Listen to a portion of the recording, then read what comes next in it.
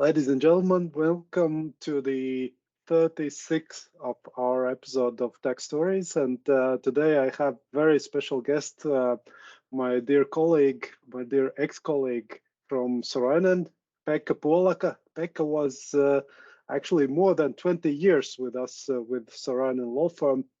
And after that, Pekka was nearly 2 years managing partner at EY Law Baltics. And now and then, Pekka is in different businesses, including his family business of jeans production, some IT, artificial intelligence related business.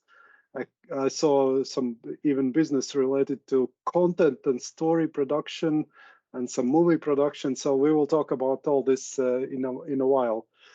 For me personally, Pekka has always been a sort of role model for many others as well, I know.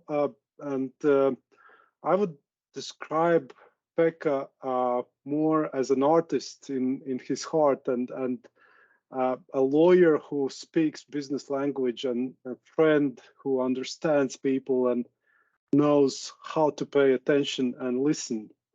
So Pekka, welcome to the show. How are you? Thank you, Yanis. What a build-up. Very nice to be in your podcast. It's an honor, and I can return all those words back to you that you said previously. I'm not sure about the artist thing, but it seems that you also have some burning desire to the artist world. For example, these podcasts, I've been listening to some of them, so they're very good.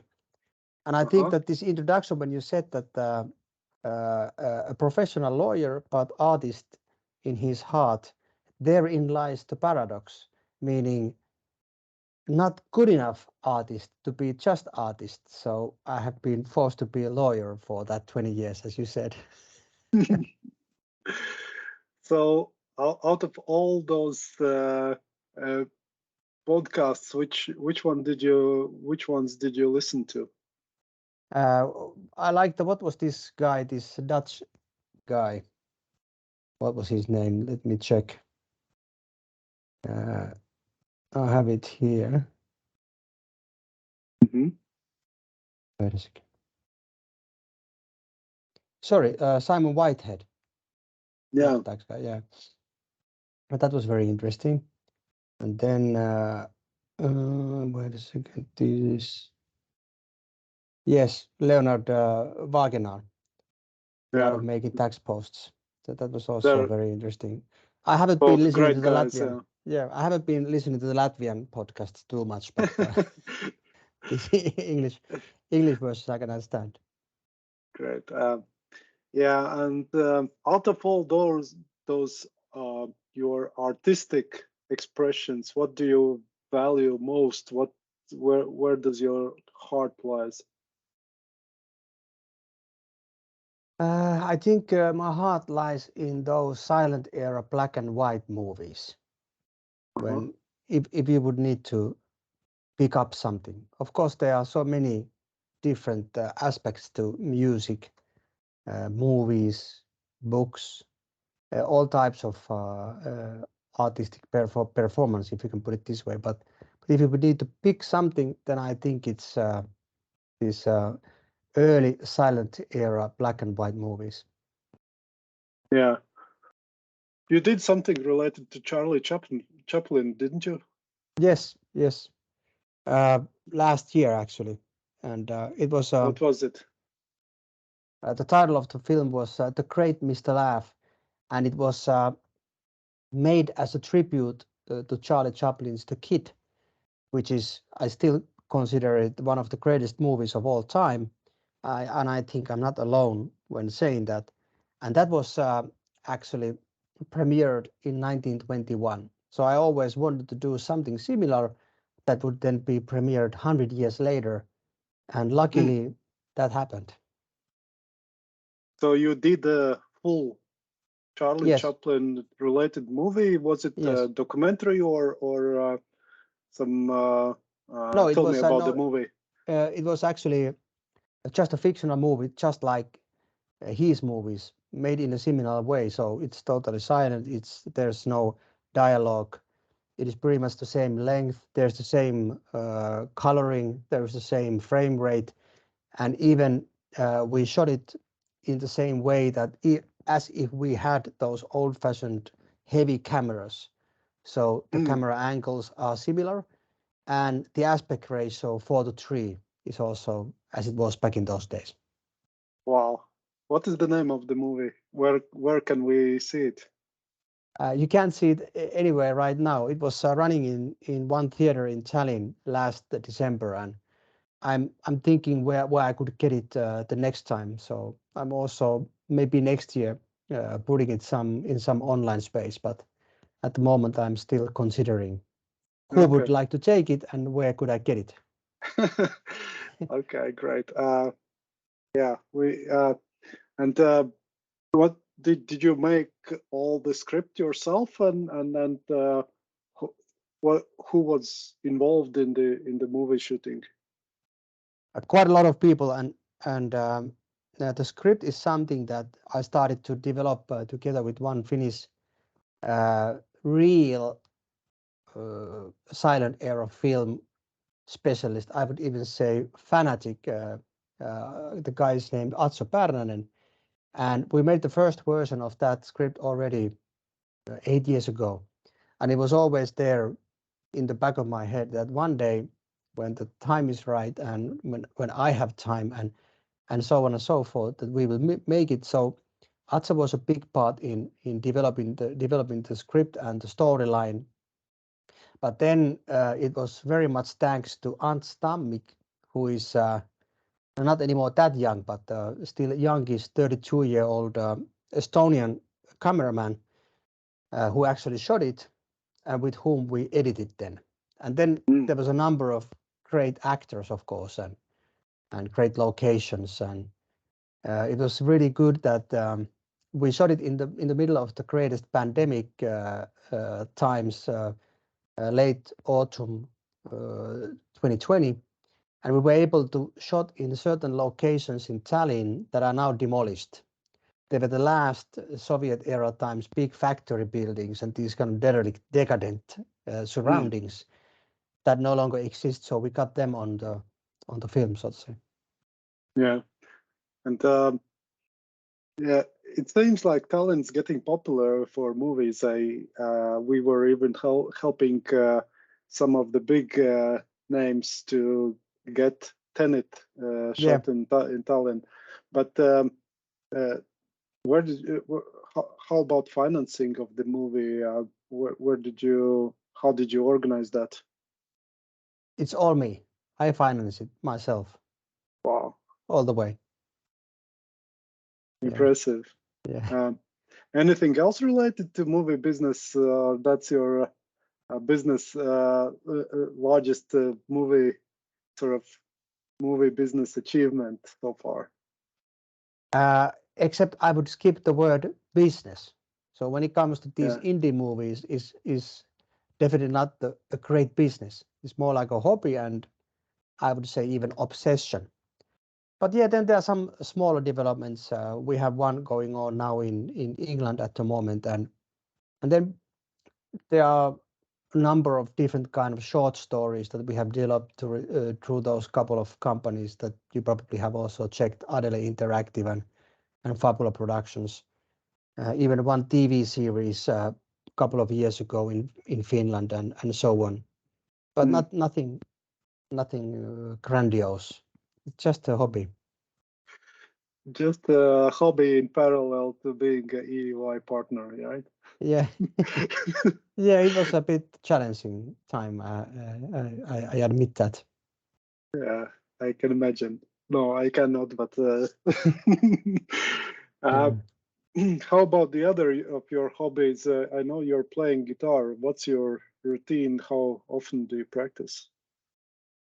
It actually comes and goes. So there are these periods of time when I'm really actively training. Like now recently, I have been playing a lot. And then, like always, with playing, I don't know whether it's the same with the other instruments, but with guitar it is that you get some kind of step up, and then it plateaus. And if you don't play in a band regularly, it's really hard to motivate yourself to train and train hours and hours per day. But now when I have been playing for several weeks, maybe 60, 90 minutes a day, give or take. It's still a lot. I will always remember you playing this Jailhouse Rock in one of our corporate events. Do you want to try something like that for our podcast listeners as well? Yeah, we can try it. I have to go to another room, but maybe by the end of this, I will then try to do something. Okay, like I'll like keep you to the word. like an end note. And actually, it was I was when you mentioned the Jailhouse Rock in WhatsApp, I was thinking that I never done that in the summer days, but I think that you remember this when we had the band competition many years ago, and then when I played with it was Andis, Akris, and Andris. So we played Johnny Be Good by Chuck Berry. So that's the Wow, that's even more complicated, I think. yeah. Wow, Not that's true. impressive. You have always been a big sportsman. I remember in the childhood you were quite successful in track and field. Do you do some sports now, and what's your routine? Yes, I'm doing sports regularly when not having COVID, and I try to do something 3 to 4 times a week. Wow. But mainly nowadays, maybe I can put it this way: I have probably finally learned to take it the right way and not trying to do too much or too intensively, uh, straining myself too much. So I'm doing okay in the summer times, of course, some different things, but now in the winter time, I oftentimes go to the Finnish old Olympic Hall that was built in 1952 because it's such a great multidisciplinary venue. You can do everything there. You can lift weights, you can run, you can do some, this air bike stuff, all kind of cardio devices are there. You can shoot basketball, you can box. So I try to be as versatile as possible and not oftentimes even planning anything. I just go there and I'm doing what I feel like doing. Mm-hmm. Okay. It's it's a great routine to keep in good shape. I recently saw some interesting statistics about adults doing sports. That only 5% of adults are doing actively sports in Latvia by World Health Organization data.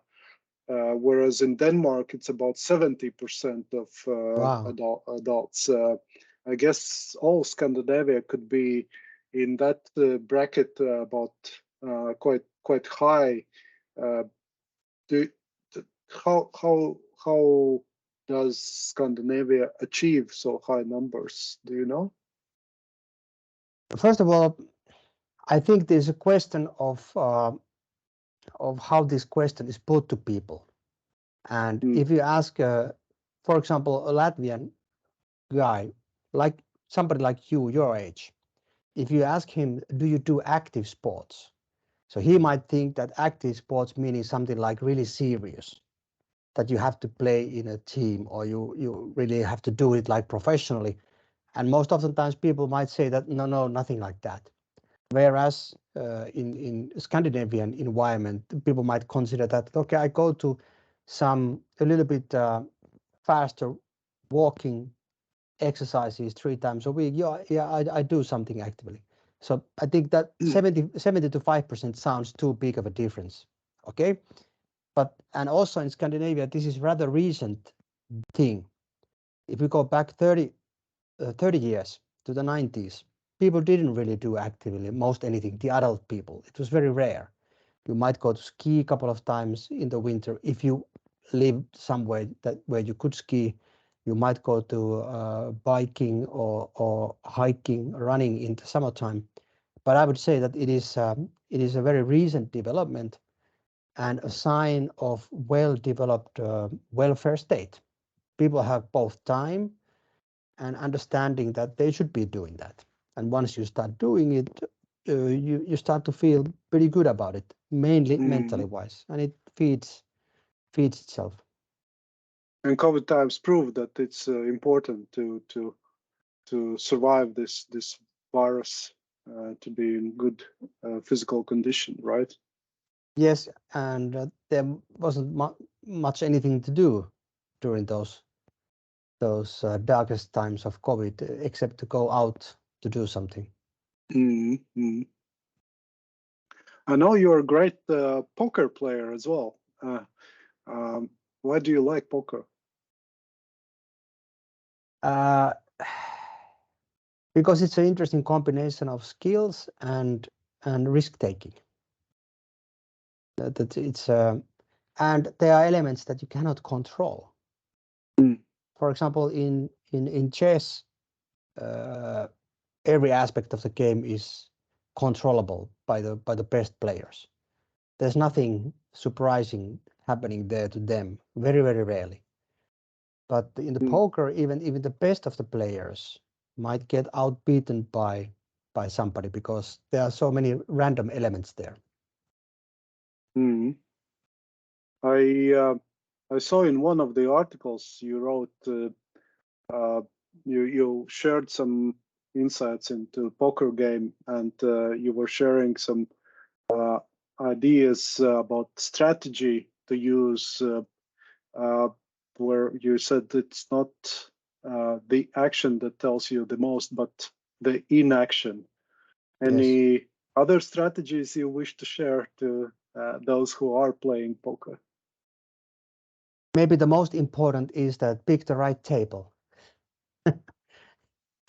If you're in the wrong table, you feel it both Yeah. ways. If you are too strong to the table, it might be hard to play because the other people are playing so differently. If you are too weak, then you feel it definitely in your chips. And you And want then some, yeah, go yeah, ahead. and then also that not to play too much. Yeah. Yeah. And that brings to a question, what is poker? Is it sports or gambling or something else? Um, yeah, it's a good question. I would still say that it is more sports than gambling, definitely, because gambling means that by definition it is purely random luck type of thing, whereas poker is of course about the luck as well, but in a very long run, luck plays a very small role. For example, if we have let's say we have a table where we have 8 people playing, and we play 10 hands, and everybody knows that only these 10 hands are to be played. So then luck plays a very big role there. But if we play 10,000 hands with the same group of people, so then luck actually plays a very, very small role there anymore. Whereas if you really gamble and you go to the roulette table, every round, the same odds there, it doesn't change. Yeah. So it means basically, if I'm sort of uh, an unexperienced guy who comes and plays, I should, if I win something, I should grab the winnings and run.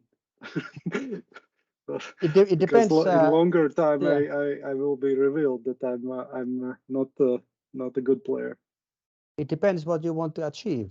Again, if you play a couple of hands and you go away with the winnings, and you do that a couple of times, then nobody will play you anymore. So Mm. people consider you not okay to the tables. Mm. So I don't know. It depends on what you want to achieve.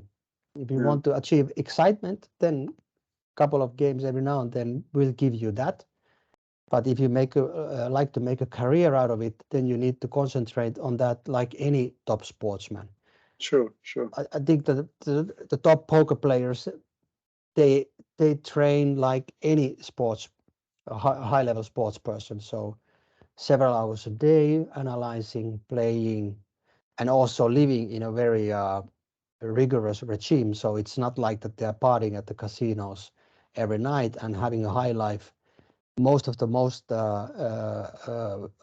let's say successful players, they really live like monks almost.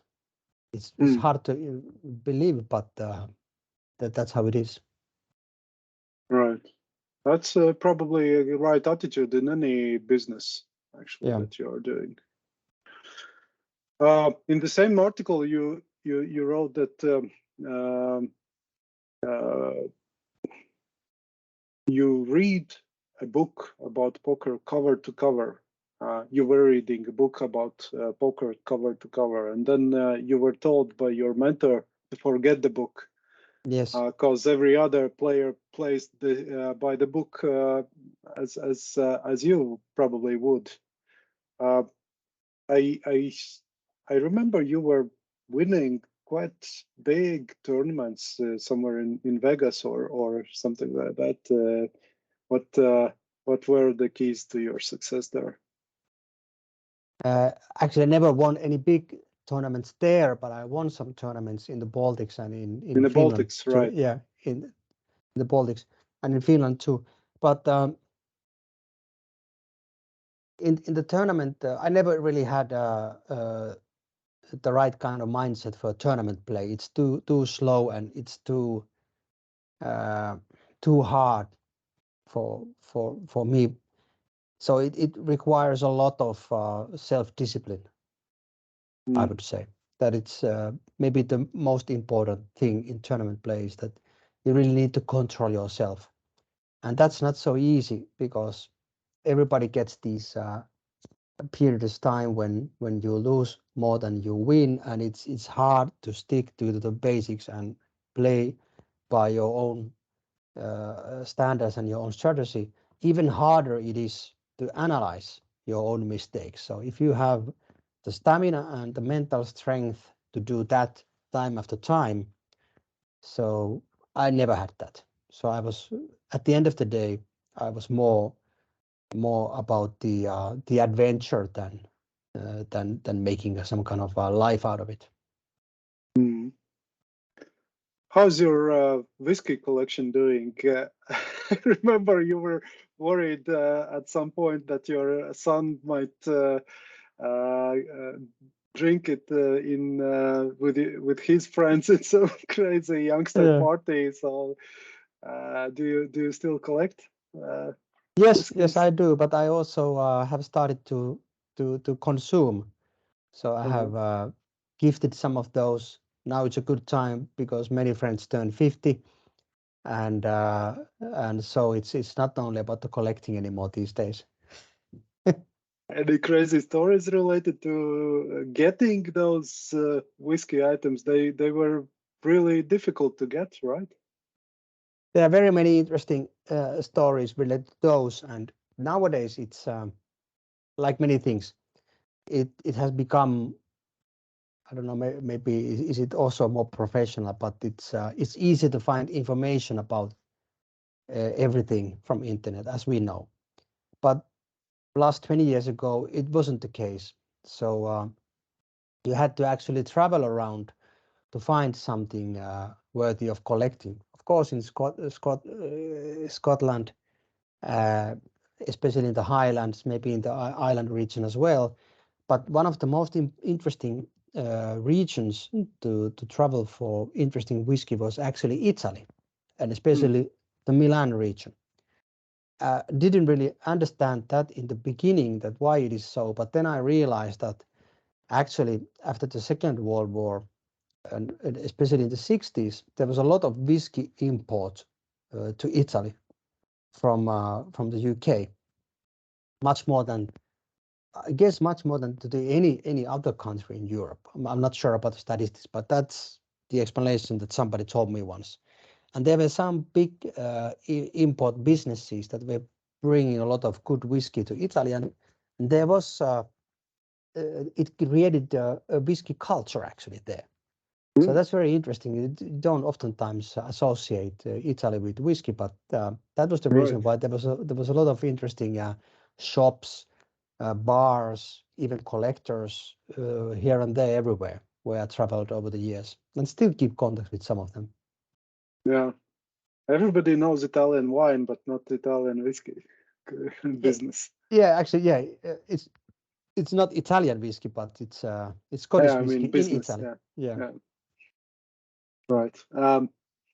Some time ago, in this actually this summer, I wrote a small blog post about 10 reasons why I go to Finland every summer. Can you name your top 3 reasons why you go to Baltics? Top 3 reasons. No, first of all, I have so much history with the Baltics, and I know so many people there that's definitely one reason. Maybe people is actually one of the leading reasons. The second reason is that maybe the most in Latvia and second in Estonia and the least in Lithuania, there is always something interesting happening in many respects. So there are still surprises if you go to Baltics, possible surprises. Not everything is so done and done already, like here in the Scandinavian countries. And the third thing is that it's still very interesting to see how the countries develop. And I have really had the luck to see that from since 1998 already. And it's been amazing achievement by all 3 countries that how far they have gone, and they're still going. So maybe those are the reasons. Right. Can you elaborate on those surprises that you face in Latvia? What did you mean by that? The people are still willing to try different kind of even maybe risky business ideas and ideas in life in general. And I hope I'm not making a let's say grand misinterpretation here, but if I'm comparing, for example, and this is always when you say typical, there's no typical, but let's say if I'm comparing to people that I know in Finland to people that I know in Latvia. So the likelihood of the Finns trying something really out there, new business ideas, for example, compared to those in Latvia is totally different. People are not willing to take that big risks, if you can even say them risks, but to put themselves in play. Maybe that's the right way to put it. Mm-hmm. And that's why you get interesting ideas, you get interesting businesses. Most of them don't go anywhere after some time, but some of them then actually become to be something. And it all contributes to the common atmosphere in the society. Sure. Which is more about let's try now rather than wait. Yeah. And from those 20 plus years in legal business, probably nothing compares to the Wild West in the Baltics right after it regained its independence back in 1990.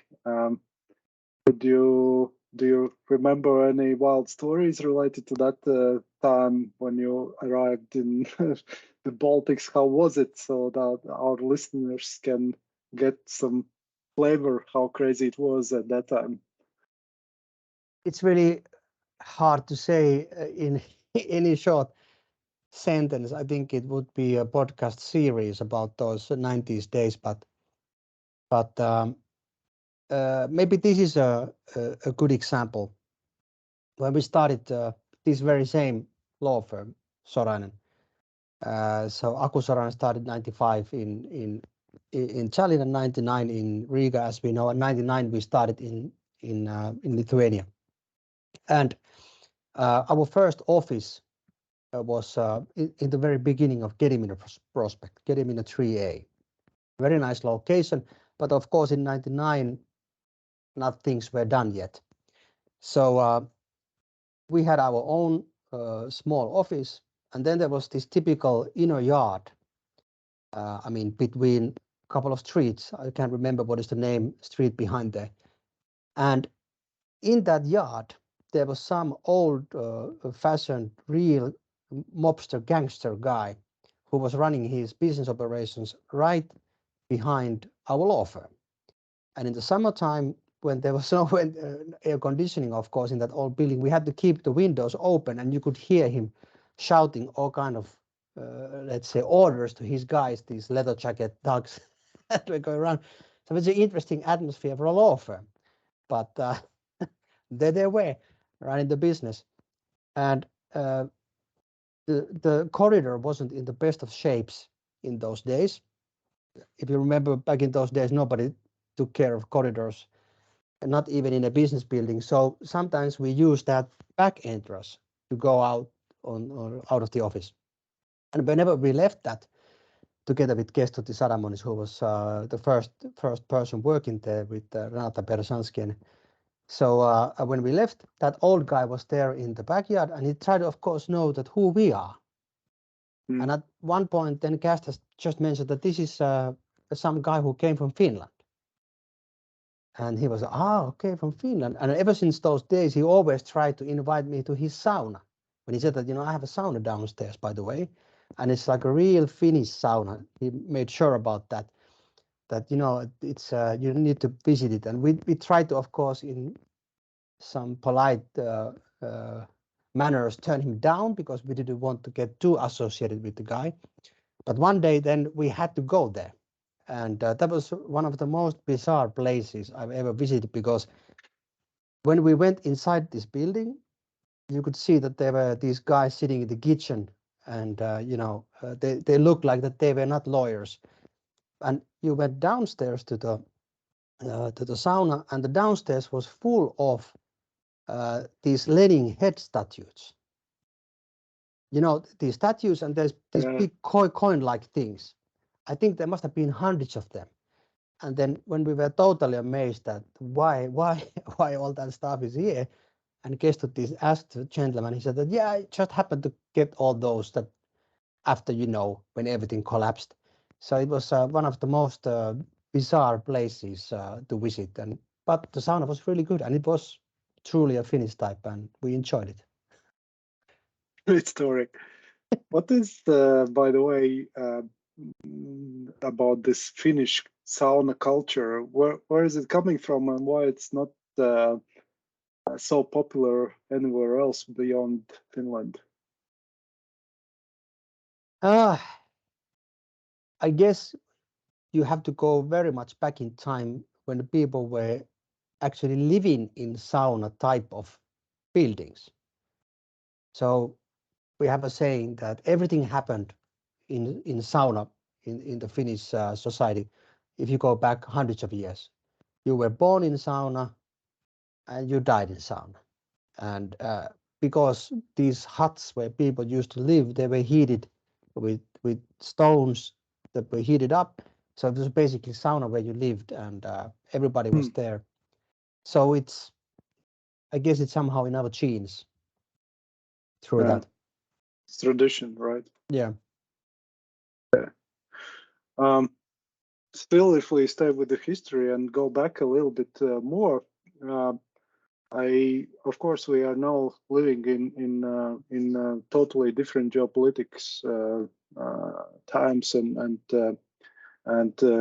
we and you are living next to some crazy neighbors. Why do you think after basically Finland was established around the same time as the Baltic states in 1917? Why do you think after World War II the Baltics lost its independence to Soviets and Finland didn't? Yeah, it's again quite a complex question, but the Finnish history actually predates that 1917 to some extent further down to history lineage. We were not independent but autonomous state of the Tsarist Empire already for 60 years before that. Mm. So we had our own money, we had our own language. At least we could use our own language quite freely and to the greatest extent wherever. And we had our Senate type of system that we could pass some of our own laws, although the emperor, of course, was the highest ruler after all. So we had some kind of state-like history already there before this 1970. So I guess that people already had a feeling that there is a Finland in the broader sense of the word. And then in those days, 90% of people were living in countryside and they were living out of land. So when the Russians then tried to invade Finland the first time in November 1939, it was not like invading Finland today, but it was actually invading people in their own homes, especially those living in the eastern border area and the proximity thereby. So it was not the question only about the existence of the state, but it was the existence of their very livelihood, their land, their fields, their forests. And of course, I think that the climate was one good factor on our side. So very complicated terrain here, very cold winters, dense forests. So it's not so easy to come through compared to what it is, for example, the eastern frontier of Estonia and Latvia. It's plain lands there. So I guess that was one thing. And maybe then something with the mentality that people were actually more willing to fight than to be part of any other regime. There was already hundreds of years of history of being part of something. So be it the Swedish kingdom or British Tsarist Russia, and we had that small period of time of independence. So I think that the leaders of that time were willing to risk everything rather than being again subdued to some regime. And as a result of that, the Finns were fighting against the Soviets, and the Baltics didn't fight. Yes, So, yes. But I think that the leaders had a lot to play there. I haven't really analyzed or studied the Baltics history from that time so much, but what I know from the surface is that maybe the leaders at that time, they were not so decisive. And of course, the people will most oftentimes do what the leaders say. In Finland, the leaders said that, okay, we fight. We are not going to give in. We are not going to surrender this, even though it's going to be a very painful and costly episode in our history, in our country's history. So then people did. And yeah, I guess that's something like that. Yeah. And now Finland is going to join NATO. Do you feel this somehow influences also the investment regime, that investors feel safer with that step, or that's basically just more on political level necessary step? I think it's a more political level step. Yeah. I don't believe that investors largely would consider this some kind of big extra positive investor security element that we are joining NATO now, because we've been member of the European Union already since 1994 was the voting, but 95. So we have a history there. We have had operational and capable large army all this time, and I think that the investors in the past, they have actually valued the Finnish neutrality a lot, that we haven't picked any military sides, and our close proximity and connections to Russia, they have been more like a plus in the past. Of course, that has now totally turned over. So yeah, I don't think the NATO joining NATO plays any significant role there. Mm. On a different topic, I said that I feel to a large extent you're a role model to me. I feel also that your father was a role model to you. What lessons did you learn from your father? Many good and many not so good lessons learned from him. Maybe one of the biggest lessons that my father always told or taught me. I don't know whether he taught them the right way, because oftentimes they were very much like dictating type of teaching rather than motivating. But he always emphasized the fact that there are no shortcuts in life. That everything at the end of the day comes down to the fact that who has the capacity and discipline to work the most. And especially in the context of arts, that was his famous phrase always. He said that it is not like that you one day say that you want to be a screenplay writer or actor or whatever.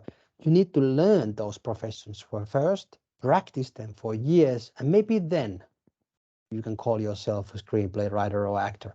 So that was one of the leading things that he always taught. And then, although he was a businessman, he had a big philosophical side to him. So he was always emphasizing also the non-monetary values of life. That is not only about after running money, because at the end of the day, what really matters then in life is a whole different question. I don't know whether he never got to that himself, but those were the main teachings that he preached, I would say. Mm.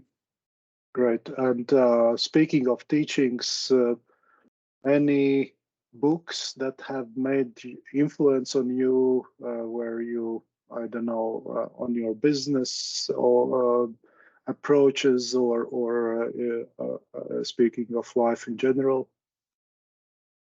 Oh, there are so many of them. Where to start with? But if I'm starting with the most recent ones, I will send you a link here. I just read this some time ago.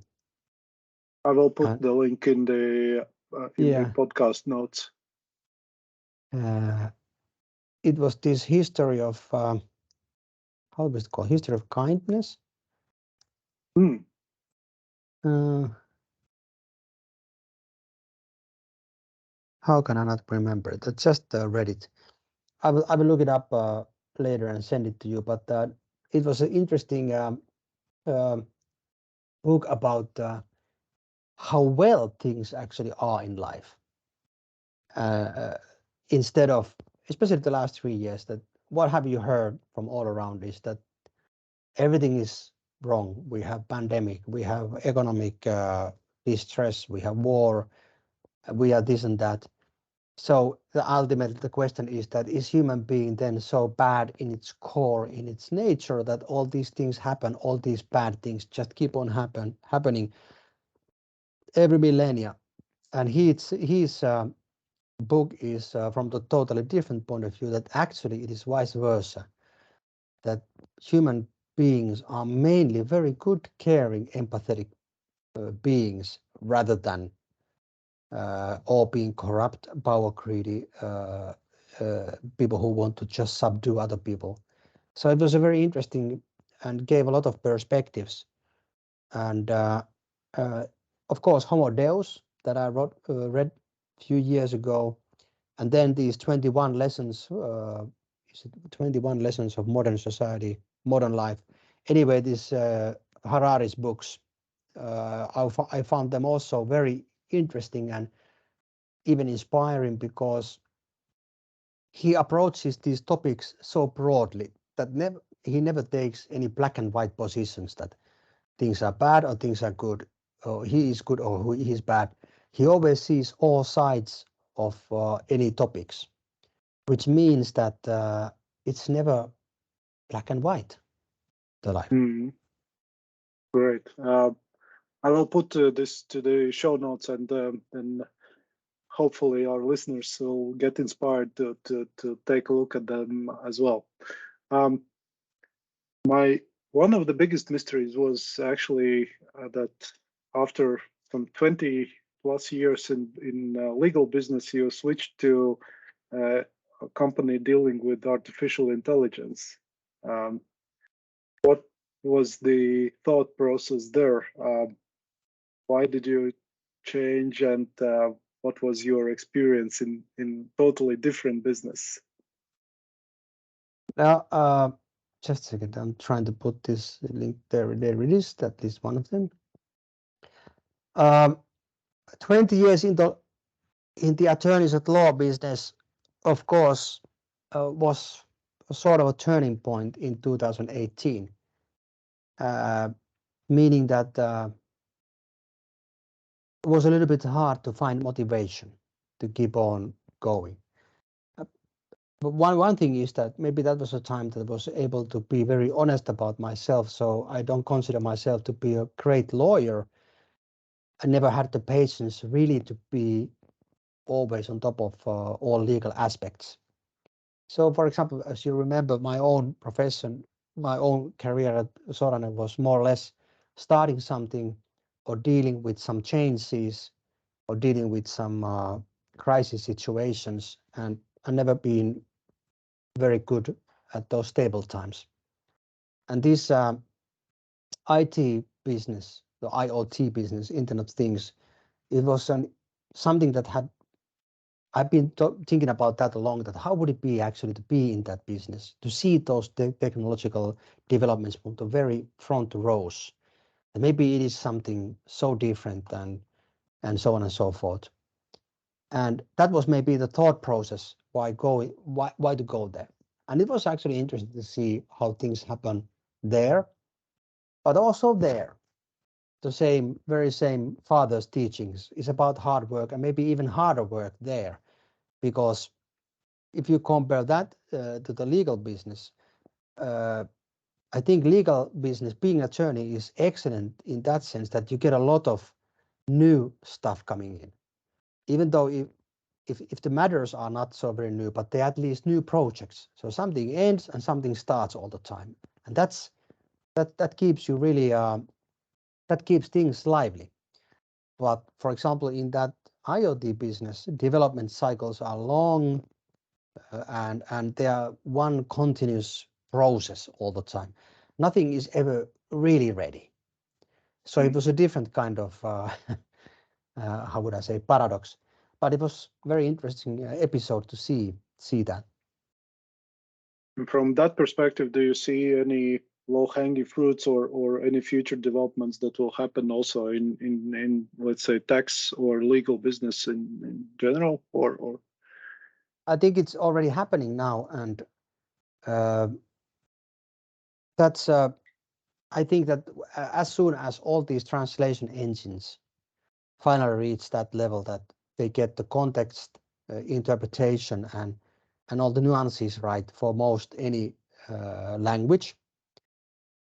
And I've been actually playing with this GTP engine now for a couple of weeks, and it's absolutely amazing. And I know that, for example, this GPT-3 is even much powerful, although it's not publicly available yet. So it doesn't take long that this analytical work, so to say, or the classic legal analysis work, it has to go to AI, and it must do a better job than any human being in most cases. Maybe some interpretation issues, maybe some nuances still, but in large scale, it doesn't get tired, it doesn't make mistakes, so it goes there. So uh, that disruption is ongoing already, I claim, and the next few years it's going to be really fast. I know that there has been discussion about this AI for many years, and it never really materialized, but for the first time, I think that now it's the time that it is materializing. mm-hmm. Actually, it was interesting to read in one of your articles that where you were referring to Charles Saxon, who wrote Yeah. back in 1982 There was an article by him titled "Computer-Aided Drafting of Legal Documents," and Yes. and you wrote that currently significant advances have been made, but there is still a lot to do, and every one of us can participate in a meaningful way, no matter the age, no matter the level of tech savviness. It gives a hope that basically also if you are not very deep into this Internet of Things or artificial intelligence stuff, that and those lawyers and tax consultants can get some benefit out of this as well. Yeah. Yes, and the entry level is just getting lower, I claim. I don't know whether you have actually tried yourself, but try this. I'll send you a link, or actually maybe I will even show you what I'm talking about. So let me see. I will put the sharing here on. Okay. Like this. And now you can see this, yeah? Mm-hmm. So for example, here I have been playing with this chat GPT thing, and here is share purchase agreement, for example. Mm-hmm. I have asked him to draft different kind of clauses, and it comes up with very, very solid text. For example, here I ask, it is important that the seller cannot compete with the buyer or the business. Write a long version of a concrete non-competition clause to the agreement. And he comes up with this kind of text. And it's language-wise, it is content-wise. I can't write it so well, and I don't know who can. And now make the non-competition clause more restrictive on the seller. So it comes up with even higher text. And actually, the translation tools are also already getting so good that yes, basically I can easily get this translated very close to the language that, for example, I'm using in Latvian. Yeah. And then it is not far away that this becomes a mainstream thing, and all that is integrated to any Word, PowerPoint, or whatever document creation tool you use, and it does its work. Mm-hmm. So I will put this in chat notes for people to play with. Great. Wow. Any other tech development you see in this business? I'm still waiting for better voice command tools for legal business. I don't know, maybe legal business actually is not so interesting for anybody to really develop something in the first row of developments, but I think that the next step should be easily so that you just say these things to that same engine, so that you can have a real dialogue like that. And the next step should be that, for example, we are representing seller and buyer, you and me, we both talk to the engine saying that I want to have that as the seller, and you say I want to have that as a buyer. And then it develops this document and actually records our interaction. So if there ever is a dispute about something, we just go back to the engine and see that what did we actually discuss and how did we come up with these clauses. And maybe another engine will then solve the dispute. So and it can be easier for courts actually that, for example, to follow the thought process of legislator, for example, as well. That exactly. Actually what was meant by that particular clause in the law. Yes, that's amazing. And they already do that in USA. I know that some of the big insurance companies, they already have quite advanced. Of course, they are not publicly boasting about them, but they have quite advanced dispute resolution engines for themselves, that they handle the first phase of claims, and the parties submit even documentation and evidence to the engine, saying that this kind of insurance event did happen, and try to describe it, and the engine makes the first analysis. So this could be pre-court stage. Why not? I was actually thinking one day that instead of arbitration clause, why don't you have in the future the engine clause saying that before you go to arbitration, let the engine have the first go at the dispute. And if you are unhappy with the dispute resolution, then you will bear all the cost of the arbitration if you still want to proceed. Wow, cool. Do you see also this blockchain technology developing Yes. in Yeah. the legal business? How do you see that? Again, in the legal business, my experience is that it's developing the slowest. Legal industry is very protective. Okay, I'm not anymore part of it, but let's say we used to have a big agenda to protect the billed hour right and anything that comes between the client and that billed hour. And it still largely is so.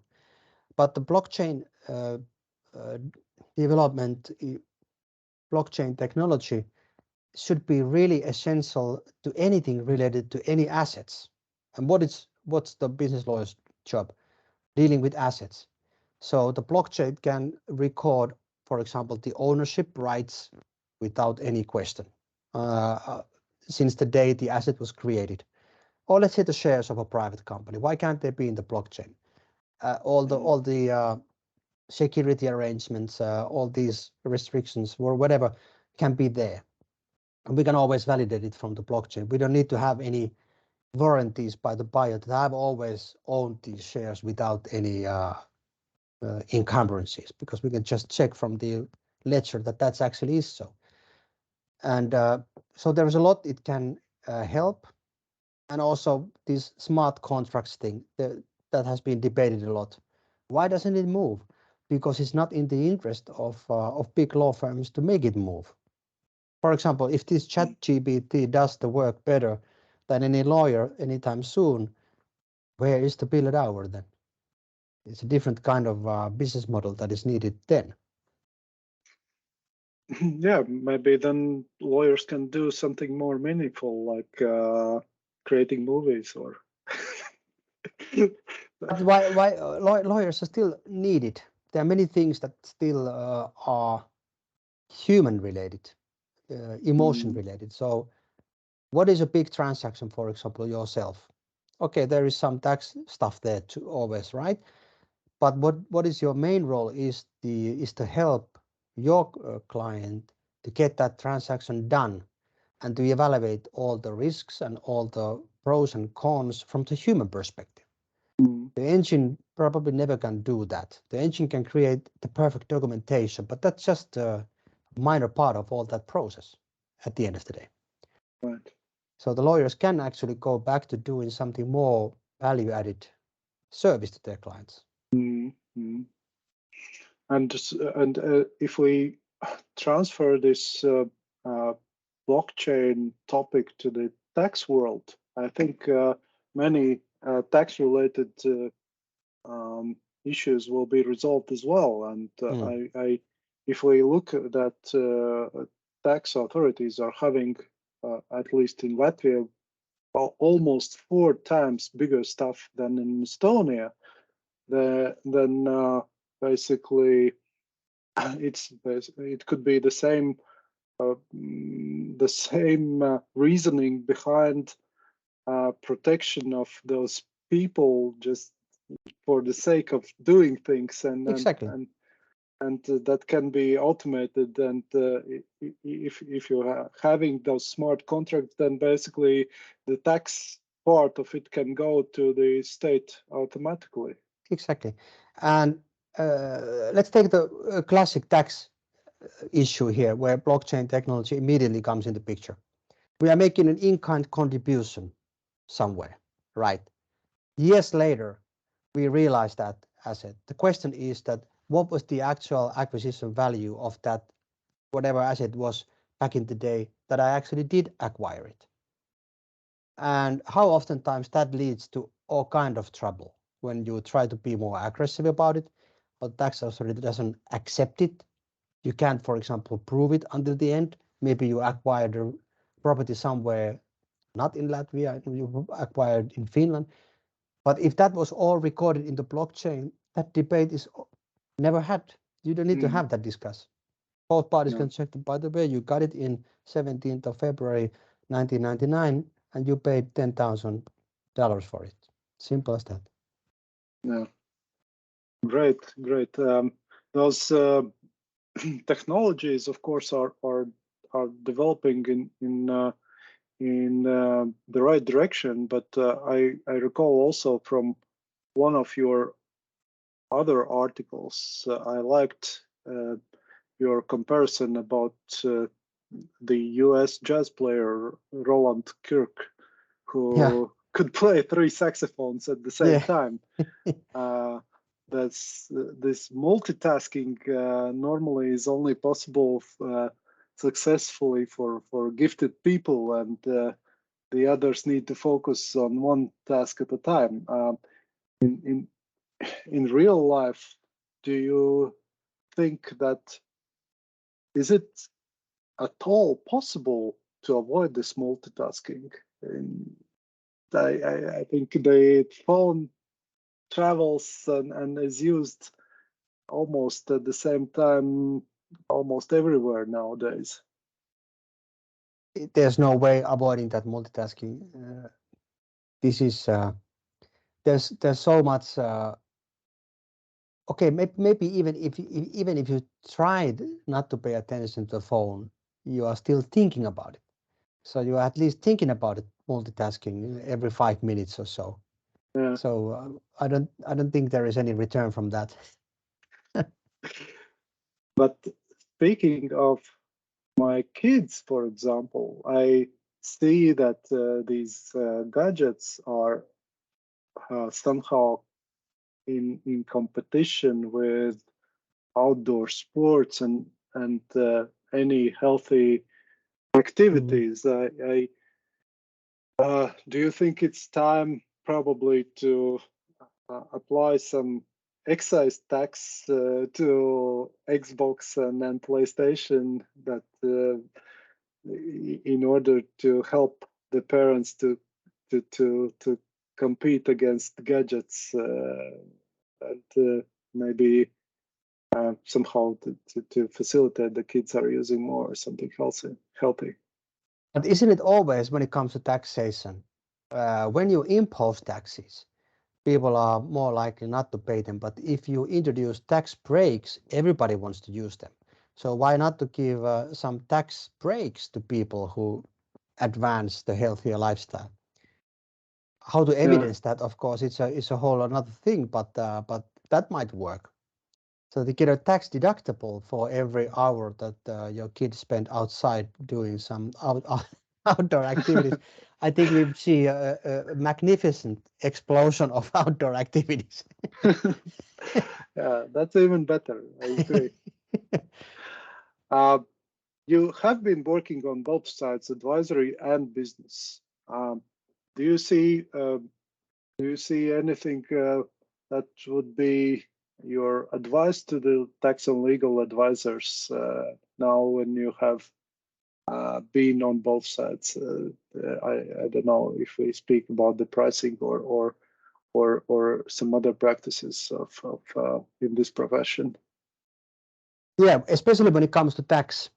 One of the things, being a tax client, on the other hand, I understand that from the other side, that giving tax advice, especially if it's aggressive tax advice or complicated tax advice, it's never indeed black and white, yes or no answer.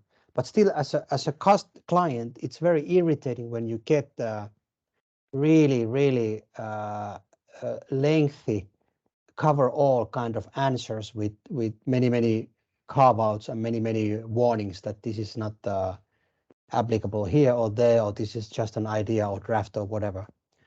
So to be more decisive when rendering tax advice, and then having also nerve to say that we don't know actually how to advise this. This is so complex that we are not able to give you a clear-cut answer. If you manage that expectation, then the client is not that irritated when he gets the answer that says nothing. So of course, firms needs to manage their own risk positions, that what kind of advice they give and to whom they give. But maybe it is to learn from this expectation management, because oftentimes the profession is such that we want to please the client. We want to do everything for them. And we tend to say in the beginning of engagement a little bit too much what we can do and what we can facilitate. And when we really then start to think about that, any tax advice, we see the risks that we need to flag to the client. So client's expectation is something and it gets something different. That, wow, I'm getting now this. I didn't understand it this way. So to be decisive when giving that tax advice and manage the expectations. Manage the expectations. That's great advice. I also wanted to ask about the peculiarity of Finland and Sweden. There is a monopoly on alcohol trading. Because of that super high prices. Why is that? Do you know? I'm not sure about the Swedish developments, but I know what the Finnish development has been. So first of all, the monopoly has been in the beginning of when it started to rein in too much drinking population. So to have the state controlling the people who can't discipline themselves.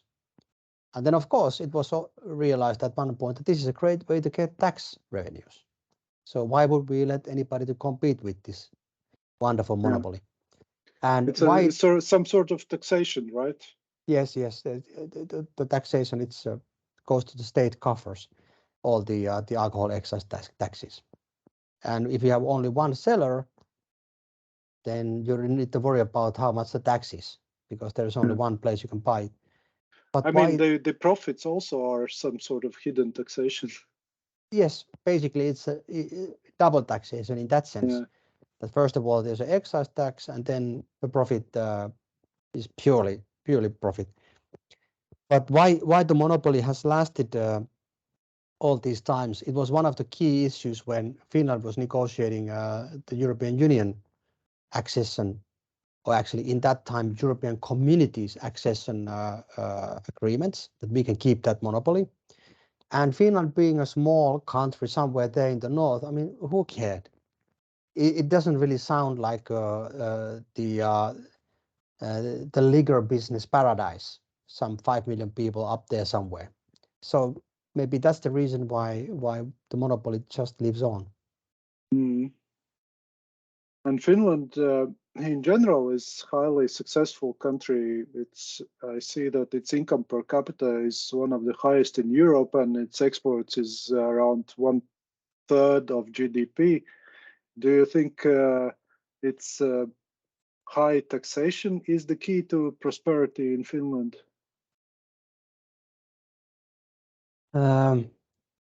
Maybe when it comes to taxation, of course, nobody's ever happy about paying a lot of taxes. I guess that's a common feature of any people living anywhere in the world.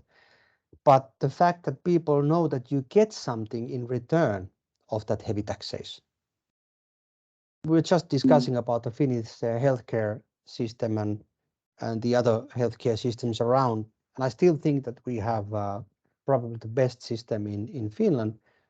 The school system is totally free all the way to university, and there's a lot of free quality issues that you get from the state.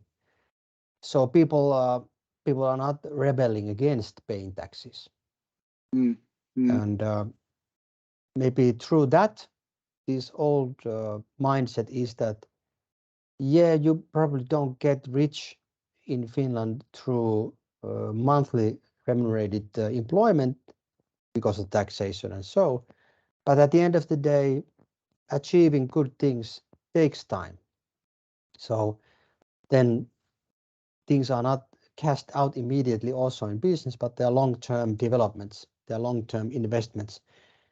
And actually the history comes from very different, the industrial history comes from very different things that most people think that, okay, that we Finns, we are somehow so innovative and so great industrial nature.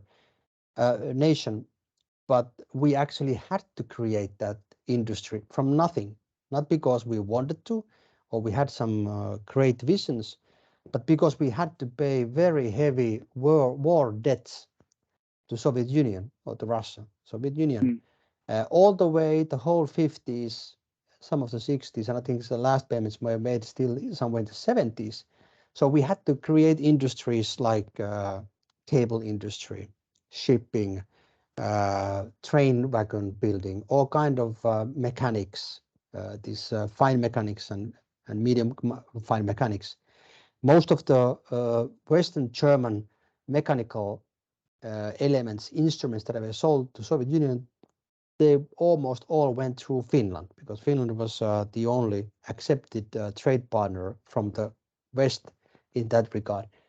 So that's the background of the how would say industrial Finland. Do you see that also this is the way for the Baltics to go to increase the taxation, and this would bring some more prosperity to the people? Well, it's a again complicated question. Shrinking populations, first of all, is one thing. It's it's a problem in the Baltics. Aging population, that's a problem also in most Western countries. So, what would you tax?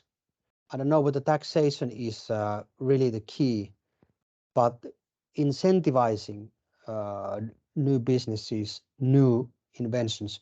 Actually, something like that happened after the financial crisis. You remember when there was this micro company regime created in Latvia, the first of any countries that we knew back then, meaning that you don't have to really even keep any accounts, that you just pay, was it 10% of your turnover as a fixed tax, and you don't need to report anything, you didn't need to do anything, which simplifies the small business owner's life, that he or she doesn't have to employ an accountant or tax advisor or anybody. She knows that if I earn, was it 100,000 lats actually? If I earn 100,000 lats, 140,000 a year, I pay 14,000 in taxes, end of story. So maybe these kind of things are better. Incentives. Yes, incentives to people to be more business oriented, to be more entrepreneurial. All right. Yeah, that's a good advice. Do you have your jeans production family business? How do you see the Finnish tax system impacting your family business? Do you feel it? It doesn't really impact that much. Maybe surprising actually that this type of manufacturing business is very lowly taxed in Finland because it's labor orientated, and it's labor orientated to that salary class of people whose salaries are not taxed so heavily. We have a progressive system, so in that respect, it's not a great tax burden, and but the corporate taxation in Finland also actually pretty okay. There is 20% fixed tax on income. Yeah, I know that in Latvia and Estonia is zero, but on the other hand, you have a lot of deductibles and you have carry forward of losses and all these traditional things that you have. So it's not that bad actually.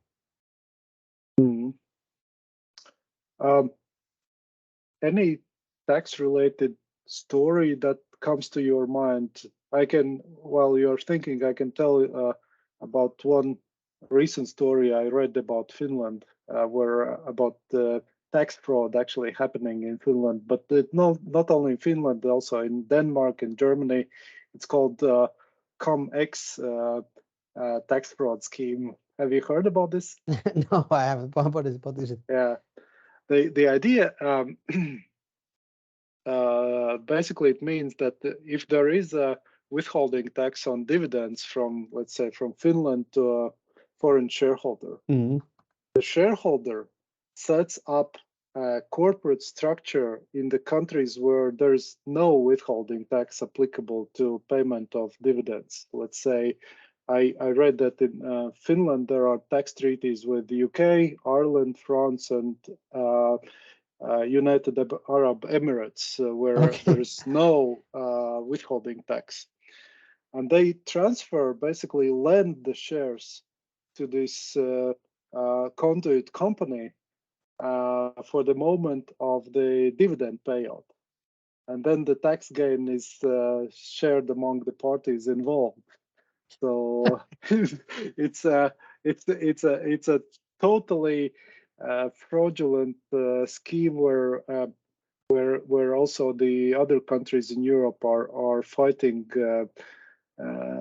This is quite now hot topic on the agendas of the countries where there is a withholding tax on dividends. Um, the, have you heard on any other interesting stories about taxation? Where would I start? Because there are, of course, always stories, and it's hard to then verify whether these stories are all true. But if I'm talking about my own experience, some of the most absurd situations, I remember that there was, I don't know whether it actually ever went through, but there was a debate some years ago that when people are participating in these household, like we have these housing companies in Finland, that you don't actually own your own apartment, but you own shares in a company, and the housing company owns the property where you actually live, and through those shares you have a right to govern, to possess that certain space, apartment. And it's a tradition that people actually then participate in these, like in the springtime, in the autumn time, in some kind of joint cleaning things and whatever things you do for the housing company. And the housing company then provides some drinks or whatever there, food and something. So first of all, there was a debate that whether that should be taxed as a salary actually. So this is a like an in-kind salary that you get this from the housing company because you do work and you receive something in return. It's not salary, but it is some goods, it's some food. So maybe that should be taxed, and the other way around. That maybe also the housing company should be then taxed for that value add that you create for it. So these kind of things sometimes tend to happen when you have too much tax thinking on board, but I guess that never went through. But there are these similar kind of situations that sometimes things get out of control. Right, great. And before we go to the Jailhouse Rock or some other piece of music that you would like to play for us, all my podcasts end with the same question. You probably have heard at the end, what about your version of meaning of life? What would be your response? Just to live. Just to live. Just to live. Great, Pekka.